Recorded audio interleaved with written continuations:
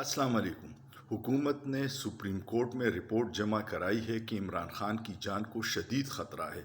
इसके बावजूद अदालतें उसको बार बार बुलाती हैं और इदारों के अंदर मुखलिस लोगों ने ये इत्तला दी है पीटीआई के लोगों को कि आज इमरान खान के ख़िलाफ़ कोई बहुत बड़ी कार्रवाई हो सकती है।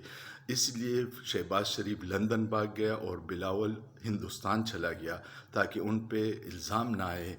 तमाम पीटीआई के लोगों को तैयार रहना होगा।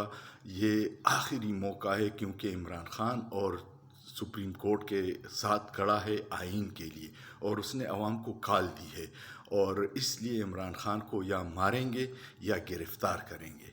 अल्लाह पाकिस्तान और इमरान खान की हिफाजत करे और अल्लाह इन मुखालिफिन की जो पाकिस्तान की गद्दारी कर रहे हैं और मुल्क में हालात बिगाड़ रहे हैं तबाह व बर्बाद कर दे। आमीन। सोचिए, सोचना जुर्म नहीं है।